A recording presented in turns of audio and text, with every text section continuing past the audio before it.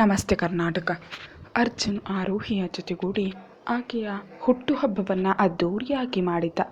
ಅವಳ ಖುಷಿಗೂ ಕಿಂಚಿತ್ತು ಯಾವ ಅಪಶಕನವೂ ಹತ್ತಿರ ಸುಳಿಯದಂತೆ ಕೈಮುಗಿದು ತನ್ನ ಮನಸ್ಸಿನಲ್ಲಿಯೇ ಮನೆ ದೇವರಲ್ಲಿ ಹರಕೆ ಕಟ್ಟಿದ್ದನು. ಹಾಗೆ ಬೇಗ ಅಘೋರೇಶ್ವರ ದೇವಸ್ಥಾನವನ್ನು ಶುಚಿ ಮಾಡಿ ಮತ್ತೆ ಅದನ್ನು ಆರಂಭಿಸಲು ಪೂಜಾರಿಯವರ ಹತ್ರ ಮಾತನಾಡಿ ಹರಕೆ ತೀರಿಸಬೇಕು ಅಂದುಕೊಂಡು ತನ್ನ ರೂಮ್ಗೆ ಬಂದವನು ನಾಳೆಯ ಕೆಲಸದ ಕಡೆ ಗಮನ ಕೊಟ್ಟಿದ್ದ. ಗೋಡನಲ್ಲಿರುವ ಮೂಟೆಗಳ ಲೆಕ್ಕವನ್ನು ಬರೆದಿಟ್ಟ ಪುಸ್ತಕವನ್ನು ತೆರೆದು ನೋಡುತ್ತಾ ಅದನ್ನು ಮಾರ್ಕೆಟ್ಗೆ ಕಳಿಸುವ ಸಲುವಾಗಿ ಕೃಷ್ಣಗೆ ಫೋನ್ ಮಾಡಲು ಮೊಬೈಲ್ ನೋಡ್ದ.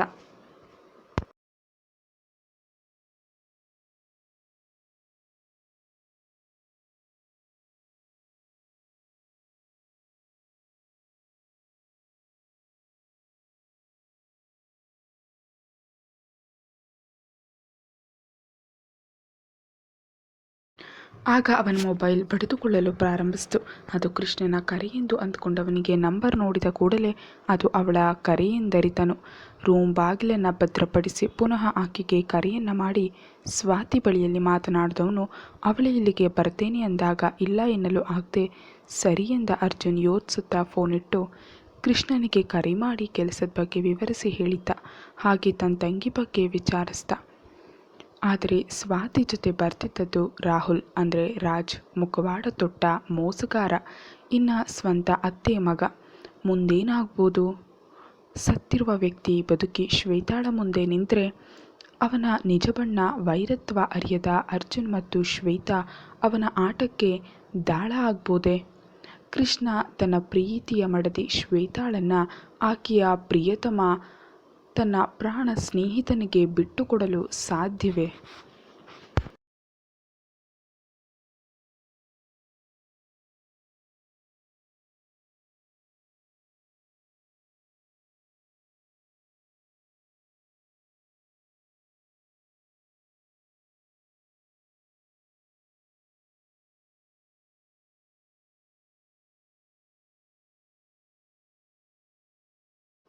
ಆರೋಹಿ ಜೊತೆ ಈ ವಿಚಾರವನ್ನು ಹೇಳುವುದು ಉತ್ತಮ ಎಂದು ಅರಿತು ಮಾತನಾಡಬೇಕೆಂದು ನಿರ್ಧರಿಸಿದ. ಅಷ್ಟರಲ್ಲಿ ಲಕ್ಷ್ಮಿ ಅಲ್ಲಿಗೆ ಬಂದವಳು ಮಗನಿಗೆ ಊಟಕ್ಕೆ ಕರೆದ್ಲು. ಹೇಗಾದರೂ ಸರಿ ಇರೋ ವಿಚಾರವನ್ನು ಹೇಳಿಕೊಂಡ್ರೆ ಉತ್ತಮ ಎಂದು ಭಾವಿಸಿ ರಾತ್ರಿ ಊಟವಾದ ಮೇಲೆ ರೂಮ್ಗೆ ಹೋಗಿ ಮುದ್ದು ಹೆಂಡತಿ ಆರೋಹಿಗಾಗಿ ಕಾಯ್ತಾ ಕುಳಿತಿದ್ದ. ಆರೋಹಿ ಪಾತ್ರೆಯೆಲ್ಲವನ್ನ ಜೋಡಿಸಿಟ್ಟು ಅತ್ತೆ ಹತ್ರ ಮಾತನಾಡುತ್ತಾ ಅವರು ಕೊಟ್ಟ ಹಾಲು ತೆಗೆದುಕೊಂಡು ರೂಮಿಗೆ ಬಂದಳು. ಅವನ ಪಕ್ಕ ಕುಳಿತು ಹಾಲಿನ ಲೋಟ ಅವನೆಡೆಗೆ ಚಾಚಿದವಳು ಅವನ ಕಣ್ಣು ಏನೋ ಯೋಚಿಸುತ್ತಾ ಇರೋದನ್ನು ಗಮನಿಸಿದ್ಲು.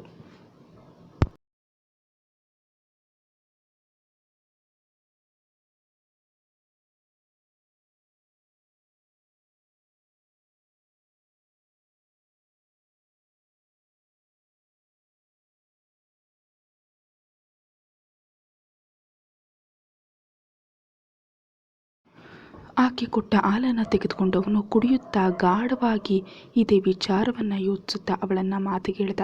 ಆರ್ಯ ಮಲಗಿದ್ಲಾರು? ಆರೋಹಿ ಅವನ ಬಟ್ಟೆಯನ್ನೆಲ್ಲ ಮರ್ಚುತ್ತಾ ಹೂರಿ ನಿಮ್ಮ ಮುದ್ದು ತಂಗಿ ಒಂದು ಕಡೆ ನಿಲ್ಲಲ್ಲ, ಇಡೀ ಮನೆ ಓಡಾಡಿಸಿ ನನಗೆ ಕಾಟ ಕೊಟ್ಟು ಅಂತೂ ಊಟ ಮಾಡಿ ಮಲಗಿದ್ಲು. ಪಾಪ ಮಗುಗೆ ನಮ್ಮನ್ನು ಬಿಟ್ರೆ ಇನ್ಯಾರು? ಇನ್ನು ಮುಂದೆ ಕೂಡ ಅಪ್ಪ ಅಮ್ಮ ನಾವೇ ಆಗಿರಬೇಕು, ಹಾಗೆ ನೋಡ್ಕೊಳ್ಬೇಕು.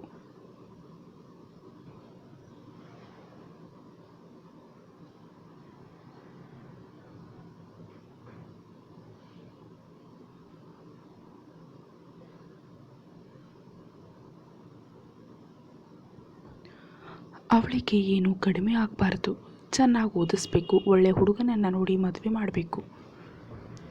ನಂಗೆ ಗೊತ್ತು ನೀವು ಅದನ್ನು ಮಾಡೇ ಮಾಡ್ತೀರಾ. ಹೀಗೆ ಮಾತನಾಡುತ್ತಾ ಈಗಲೇ ಅವಳ ಭವಿಷ್ಯದ ಬಗ್ಗೆ ದೊಡ್ಡ ದೊಡ್ಡ ಕನಸುಗಳನ್ನು ಕಟ್ಕೊಳ್ಳುತ್ತಾ ಅರ್ಜುನ್ಗೆ ಹೇಳ್ತಿದ್ಲು. ಅರ್ಜುನ್ ಅವಳ ಅರಳಿದ ಆಸೆ ಕಣ್ಣುಗಳನ್ನು ನೋಡಿ ನಗುತ್ತಾ ಲೇ ಕುಳ್ಳಿ, ಕೆಲಸ ಮಾಡಿದ್ದು, ಬಾರಮ್ಮ ಇಲ್ಲಿ. ಅವಳಿಗಿನ್ನು 10 ವರ್ಷ ಕಣೆ, ಈಗಲೇ ಅದರ ಬಗ್ಗೆ ಯೋಚನೆ ಮಾಡ್ತಾ ಕೂತಿರ್ತೀಯಾ ಎಂದು ಆಕೆ ಕೈಯನ್ನು ಹಿಡಿದು ತನ್ನ ತೊಡೆ ಮೇಲೆ ಕೂರಿಸ್ಕೊಂಡ. ಅವಳನ್ನು ಗಟ್ಟಿಯಾಗಿ ಅಪ್ಪಿ ಕಣ್ಣು ಮುಚ್ಚಿದ. ಅವಳು ಮನೆಗೆ ಬಂದಾಗಲಿಂದಲೂ ತನಗೆಂದು ಏನನ್ನು ಕೇಳಿಲ್ಲ. ಆದರೆ ಬೇರೆಯವರಿಗೆ ಏನು ಕಡಿಮೆ ಆಗದಂತೆ ನೋಡಿಕೊಳ್ಳುವ ಆಕೆಯ ಅಕ್ಕ ಬಂದರೆ ಖಂಡಿತ ಅವಳನ್ನು ಕ್ಷಮಿಸಿ ಒಪ್ಕೊಳ್ತಾಳೆ. ನನಗೆ ಸ್ವಾತಿ ಮೇಲೆ ಕೋಪ ಖಂಡಿತ ಇದೆ. ಎಲ್ಲರ ಮುಖಕ್ಕೆ ಮಸಿ ಬೆಳೆದು ಓಡ್ ಹೋದ್ಲು. ಆದರೆ ಅವಳ ತಪ್ಪಿಗೆ ಆಕೆ ಅನುಭವಿಸಿದ್ದಾಳೆ, ನೊಂದಿದ್ದಾಳೆ. ಇನ್ನಾದರೂ ಚೆನ್ನಾಗಿ ಬದುಕಲಿ, ತಪ್ಪನ್ನು ತಿದ್ದುಕೊಂಡು ನಡಿಲಿ ಎಂದು ಅಂದ್ಕೊಂಡವನಿಗೆ ತಿಳಿದಿಲ್ಲ ಅವಳು ಬದಲಾಗದ ವಿಷಸರ್ಪ.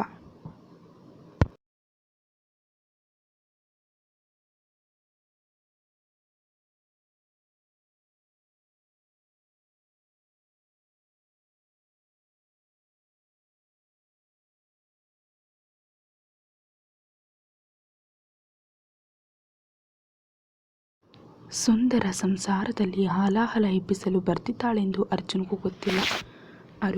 ಅರು ಕೇಳಿ ಇಲ್ಲಿ ಎಂದು ಕಣ್ಣು ಮುಚ್ಚಿ ಅವನ ಎದೆಗೂಡಿನಲ್ಲಿ ಬಚ್ಚಿಟ್ಟುಕೊಂಡವಳ ತಲೆಯನ್ನು ಸವರುತ್ತಾ ಕೇಳಿದ. ಹೂರಿ ಹೇಳೋ ಎಂದವಳಿಗೆ ಅವನ ಬೆಚ್ಚಗಿನ ತೋಳ್ನಲ್ಲಿ ನಿದ್ದೆ ಆವರಿಸಿತ್ತು. ಕಣ್ಣು ಮುಚ್ಚಿ ಮಲಗಿದ್ಲು. ಅವಳಿಗೆ ನಿಮ್ಮ ಅಕ್ಕ ಸ್ವಾತಿ ಬರ್ತಿದ್ದಾಳೆ. ಅವಳ ತಪ್ಪು ಆಕೆಗೆ ಅರಿವಾಗಿದೆ. ಇನ್ನಾದರೂ ನಿಮ್ಮ ಅಮ್ಮ ಅಜ್ಜ ಅಜ್ಜಿ ಜೊತೆ ಚೆನ್ನಾಗಿ ಇರಲಿ. ನಿಮ್ಮ ಅಕ್ಕನನ್ನು ನೀನು ಕ್ಷಮಿಸ್ತೀಯಾ ಅಂತ ಗೊತ್ತು.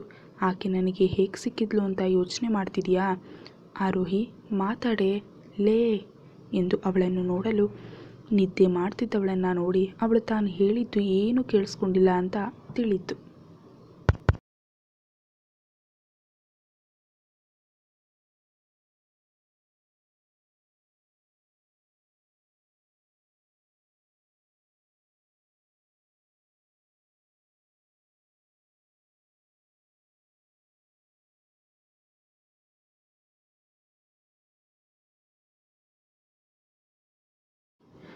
ಆಕೆಯನ್ನು ದಿಂಬಿನ ಮೇಲೆ ಮಲಗಿಸ್ತಾ ಆಕೆಯ ಹಣೆಗೆ ಚುಂಬಿಸಿ, ಈ ವಿಚಾರ ನಿನಗೆ ಇನ್ನು ಹೇಗೆ ಹೇಳೋದು? ಅವಳು ನಾಳೆ ಬೆಳಗ್ಗೆ ಇಲ್ಲಿ ಬರ್ತಾಳೆ. ಮನೆಯವರೆಲ್ಲ ಈ ವಿಚಾರ ಹೇಗೆ ತೆಗೆದುಕೊಳ್ತಾರೆ ನನಗೆ ಗೊತ್ತಿಲ್ಲ. ಆದರೆ ನೀನು ನಿಮ್ಮ ಅಕ್ಕನನ್ನು ತುಂಬ ಪ್ರೀತಿ ಮಾಡ್ತೀಯಾ, ಅದು ನನಗೆ ಗೊತ್ತು ಎಂದು ಅವಳ ಪಕ್ಕ ಮಲಗಿದವನಿಗೆ ನಿದ್ರೆ ಹತ್ತಲಿಲ್ಲ. ಆರೋಹಿಯ ಬಗ್ಗೆ ಯೋಚನೆ ಮಾಡುತ್ತಾ ಸೂರು ದಿಟ್ಟಿಸಿದ್ದ. ಸಂಜೆ ಬೇಗ ಮನೆಗೆ ಬಂದ ಕೃಷ್ಣ ಶ್ವೇತಗಾಗಿ ತೋಟದಲ್ಲಿ ಬೆಳೆದ ಮಲ್ಲಿಗೆ ಹೂವನ್ನು ಬಿಡಿಸಿ ಬಾಳೆಯ ಎಲೆಯಲ್ಲಿ ಸುತ್ತಿ ತಂದಿದ್ದ. ಚಿನ್ನಮ್ಮ ಎಲ್ಲಿದೆಯಾ ಎಂದು ಇಡೀ ಮನೆ ಹುಡುಕ್ದವನಿಗೆ ಆಕೆ ಕಂಡದ್ದು ಅಡುಗೆ ಮನೆಯಲ್ಲಿ. ಅವನಿಗಾಗಿ ಕಾಫಿಯನ್ನು ಮಾಡಿ ಲೋಟಕ್ಕೆ ಬಗ್ಗಿಸಿದವಳು, ಚಿಂಟು ಇಲ್ಲಿದ್ದೀನಿ, ಬನ್ನಿ ತಗೊಳ್ಳಿ ಕಾಫಿ ಎಂದವಳನ್ನು ನೋಡಿ ನಗುತ್ತಾ ಅಡುಗೆ ಮನೆಗೆ ಬಂದವನು, ನಾನೇ ಮಾಡ್ತಿರ್ಲಿಲ್ವಾ, ನೀನು ಸುಮ್ಮನೆ ಗಡಿಬಿಡಿ ಮಾಡಿಕೊಂಡು ಕೆಲಸ ಮಾಡಬೇಡ ಕಣೆ ಎಂದು ಅವಳು ಕೊಟ್ಟ ಕಾಫಿ ಕುಡ್ದ.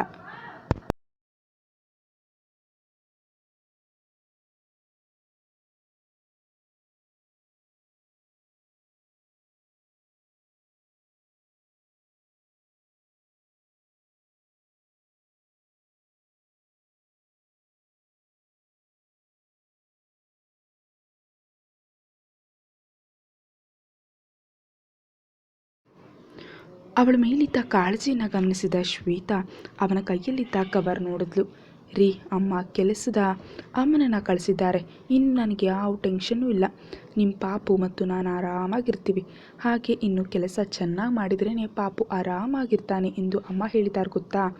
ಸುಮ್ಮನೆ ನೀವು ಟೆನ್ಷನ್ ಮಾಡ್ಕೊಳ್ತೀರಾ. ಅದಿರಲಿ, ಮಧ್ಯಾಹ್ನ ಊಟಕ್ಕೂ ಬಂದಿಲ್ಲ. ಅಷ್ಟು ಕೆಲಸ ಅಲ್ವಾ? ಹೆಂಡತಿ ಒಬ್ಬಳು ಮನೇಲಿದ್ದೀನಿ ಅನ್ನೋ ನೆನಪಿದೆಯಾ ಇಲ್ವಾ ಎಂದು ಮುದ್ದಾಗಿ ಹೇಳ್ತಿದ್ದವಳ ಬಾಯಿಯ ಮೇಲೆ ಬೆರಳಿಟ್ಟ ಕೃಷ್ಣ, ನಿಮ್ಮಣ್ಣ ಕೆಲಸ ಹೇಳಿದ್ದ ಕಣೆ, ಅದಕ್ಕೆ ಬಂದಿಲ್ಲ. ನೀನು ಊಟ ಮಾಡಿ ಮಾತ್ರೆ ತಗೊಂಡೆ ತಾನೇ ಎಂದನು. ಅವಳು ಹೆಂಡತಿ ಅಂದಿದ್ದು ಕೇಳಿ ಕೃಷ್ಣನಿಗೆ ತುಂಬ ಖುಷಿಯಾಗಿತ್ತು. ಈ ಮದುವೆ ಅವರಿಬ್ಬರ ಬದುಕಿನಲ್ಲಿ ಹೊಸ ಅಧ್ಯಾಯವಾಗಿತ್ತು.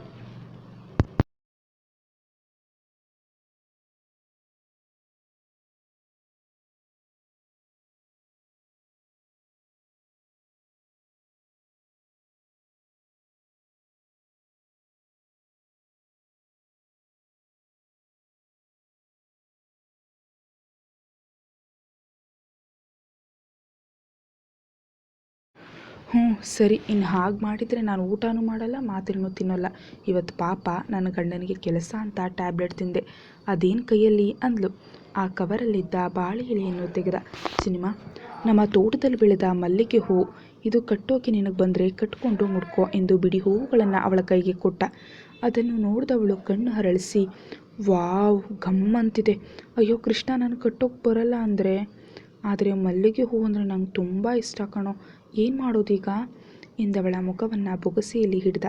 ನನಗೆ ಬಂದ ಹಾಗೆ ಕಟ್ಟಿ ಮುಡಿಸ್ತೀನಿ, ಬಾ ಚಿನ್ನಮ್ಮ ಎಂದು ಅವಳನ್ನು ರೂಮ್ಗೆ ಕರ್ಕೊಂಡು ಹೋದ. ಶ್ವೇತಾಳನ್ನು ಹಾಸಿಗೆ ಮೇಲೆ ಕೂರಿಸಿ ದಾರದಲ್ಲಿ ಸೂಜಿ ಹಾಕಿ ಹೂವನ್ನು ಒಂದೊಂದಾಗಿ ಪೋಣಿಸ್ದ.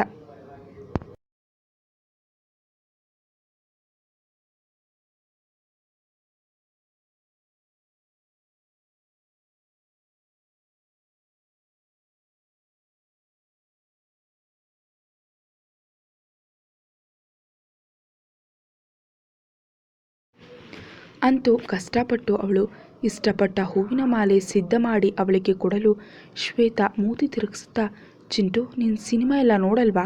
ಅದರಲ್ಲಿ ಹೆಂಡತಿಗೆ ಗಂಡನೇ ಹೂ ಮುಡಿಸ್ತಾನೆ ಗೊತ್ತಾ? ನನಗೂ ನೀನೇ ಮುಡಿಸು ಎಂದು ಮಗುವಿನ ಹಾಗೆ ಮೂತಿ ಉಪ್ಪಿಸಿ ತಿರುಗಿ ಕುಳಿತವಳ ಉದ್ದವಾದ ಜಡೆಗೆ ಹೂವನ್ನು ಮುಡಿಸ್ದ. ಸಿನಿಮಾದಲ್ಲಿ ಗಂಡ ಹೂ ಮುಡಿಸಿದ್ರೆ ಹೆಂಡತಿ ಮುತ್ತು ಕೊಡ್ತಾಳೆ ಗೊತ್ತಾ ಎಂದು ರೇಗಿಸಿದವನ ಮಾತಿಗೆ ನಾಚುತ್ತಾ ದೂರ ಸರಿದವಳ ಹತ್ತಿರ ಹೋದ. ಅವಳ ಭುಜವನ್ನು ಹಿಡಿದು ಮೆಲ್ಲ ಆ ಹೂವಿನ ಗಮಿಸಿದವನ ಎದೆಗುರಗಿದ ಶ್ವೇತಾ ಅವನ ಕಣ್ಣುಗಳನ್ನೇ ನೋಡುತ್ತಾ ಕೈಗೆ ಕೈ ಬೆಸೆದು ಅವಳ ಹೊಟ್ಟೆಯ ಮೇಲೆ ಸವರ್ಕೊಂಡ್ಳು. ಒಂದು ರೀತಿಯ ನೆಮ್ಮದಿಯಾಗಿ ಕಣ್ಣು ಮುಚ್ಚಿ ಅವನ ಸ್ಪರ್ಶವನ್ನು ಅನುಭವಿಸ್ತಿದ್ಲು.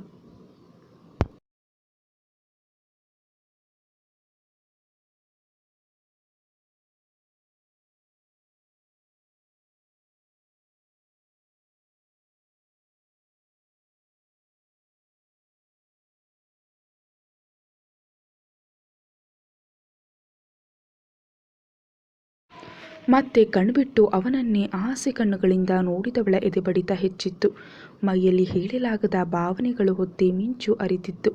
ಕೃಷ್ಣ ಅವಳ ಆಸೆ ಕಣ್ಣುಗಳನ್ನು ನೋಡುತ್ತಾ ಕೆನ್ನೆಗೆ ಕೆನ್ನೆ ತಾಗಿಸಿದವನಿಗೆ ಮಲ್ಲಿಗೆಯ ಗಮಲು ಸೆಳೆದಿತ್ತು. ಶರ್ಟ್ ಬಿಚ್ಚಿದವನು ಸುಂದರವಾಗಿ ಮುದ್ದಾಗಿ ಕಾಣ್ತಿದ್ದ ಶ್ವೇತಾಳನ್ನು ಮುದ್ದಿಸುತ್ತಾ ಹಾಸಿಗೆ ಮೇಲೆ ಒರಗಿಸ್ದ. ಅವಳ ಸೀರೆಯ ಸೆರಗನ್ನು ಜಾರಿಸಿ ಅವಳ ಕುತ್ತಿಗೆಯ ಇಳಿಜಾರಿನಲ್ಲಿ ಮುದ್ದು ಮಾಡಿದವ ತೋಳನ್ನು ಬಳಸಿ ಶ್ವೇತಾ ಕೂಡ ಕೃಷ್ಣನ ಹಿಂದಲೆಯನ್ನು ಸವರುತ್ತಾ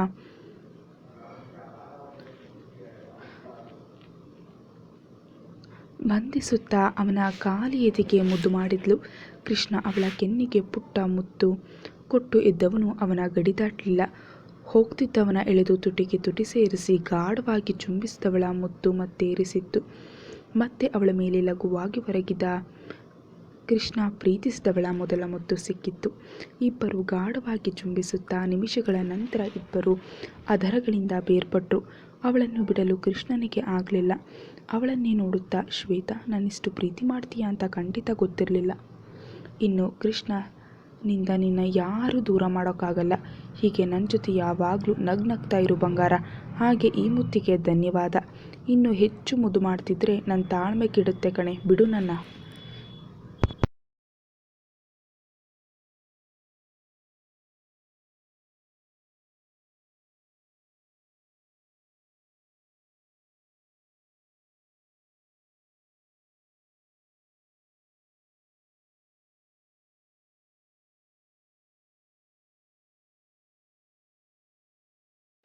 ಬಂದವನ ಮತ್ತೊಮ್ಮೆ ಚುಂಬಿಸುತ್ತಾ, ಹೇ ಚಿಂಟು, ಯಾವಾಗಲೂ ನಿನ್ನ ಜೊತೆ ಹೀಗೆ ಇರ್ತೀನಿ. ಇಷ್ಟು ದಿನ ನನ್ನಿಂದ ನಿನ್ನ ಮನಸ್ಸಿಗೆ ತುಂಬ ನೋವಾಗಿದೆ, ನನಗೆ ಗೊತ್ತು. ದಯವಿಟ್ಟು ನನ್ನ ಕ್ಷಮಿಸು. ನನಗೆ ಪ್ರೀತಿಯ ನಿಜ ಅರ್ಥ ತಿಳಿದಿದೆ. ನಿನ್ನಂತಹ ಸ್ನೇಹಿತನನ್ನೇ ಗಂಡನಾಗಿ ಪಡೆದದ್ದು ನನ್ನ ಪುಣ್ಯ ಕಣೋ ಎಂದವಳ ಮುದ್ದಿಸಿದ ಅವನು ಮುಂದುವರಿಯದೆ ಅವನ ಪ್ರೇಮದ ಮಿಲನಕ್ಕೆ ಇನ್ನೂ ಸಮಯವಿದೆ ಎಂದು ಕಾದಿದ್ದ.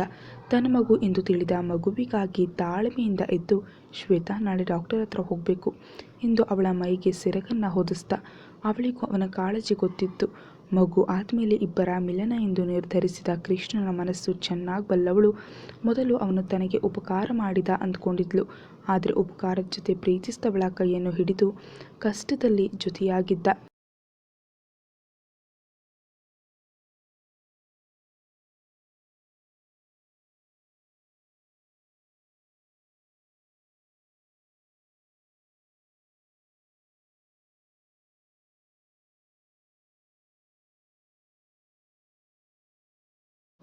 ಅವಳ ಮತ್ತು ಮನೆಯ ಗೌರವವನ್ನು ಕಾಪಾಡಿದ್ದ ಅನ್ನೋದು ಅರಿವಾಗಿತ್ತು. ಆದರೆ ಹೊಟ್ಟೆಯಲ್ಲಿ ಬೆಳೀತಿರೋ ಮಗು ಅಪ್ಪ ಎದುರಿಗೆ ಬಂದರೆ ಶ್ವೇತಾ ಹಿಡಿದ ಈ ಕೃಷ್ಣನ ಕೈಯನ್ನು ಬಿಡುತ್ತಾಳೆಯೇ? ರಾತ್ರಿಗೆ ಇಬ್ಬರು ಸೇರಿ ಅಡುಗೆ ಮಾಡಿದ್ರು. ಅವಳಿಗೆ ತಾನೇ ಊಟ ಮಾಡಿಸಿದ ಕೃಷ್ಣ ಟೆರೇಸ್ ಮೇಲೆ ಹಾಸಿ ಅವಳನ್ನು ತಟ್ಟುತ್ತಾ ತನ್ನ ತೋಳಿನಲ್ಲಿ ಮಲಗಿಸ್ದ. ನೆಮ್ಮದಿಯಿಂದ ಅವಳನ್ನು ಅಪ್ಪಿ ಮಲಗಿದವನಿಗೆ ಬೆಳಗ್ಗೆ ಮೂಡುವ ಸೂರ್ಯ ದೊಡ್ಡ ಆಘಾತ ತರೋದರಲ್ಲಿತ್ತು. ರಾಹುಲ್ ಅವಳನ್ನು ಪಡೆಯಲು ಬರ್ತಿದ್ದ. ಪ್ರೀತಿಯ ಜೋಡಿಗಳ ಬದುಕಿನಲ್ಲಿ ಹೊಸ ಅಧ್ಯಾಯ ಶುರುವಾಗಿತ್ತು. ಸ್ವಾತಿ ಮತ್ತು ರಾಹುಲ್ ಇಬ್ಬರ ಕಣ್ಣು ಈ ಎರಡು ಜೋಡಿಗಳ ಮೇಲಿತ್ತು. ರಾತ್ರಿಯೆಲ್ಲ ನಿದ್ದೆಯಿಲ್ಲದೆ ಒದ್ದಾಡಿದ್ದ ಅರ್ಜುನ್ಗೆ ಹಿಂಸೆ ಅನಿಸಿ ಹಾಸಿಗೆ ತುಂಬ ಹೊರಳಾಡ್ತಿದ್ದ. ಹೇಳಲಾರದ ಸಂಕಟ ಒಂದು ಕಡೆ, ಇನ್ನೊಂದೆಡೆ ಸ್ವಾತಿಯ ಆಗಮನ ಮನಸ್ಸಲ್ಲಿ ಕೋಲಾಹಲ ನಿಶಬ್ದವಾಗಿ ಎಬ್ಬಿಸಿತ್ತು.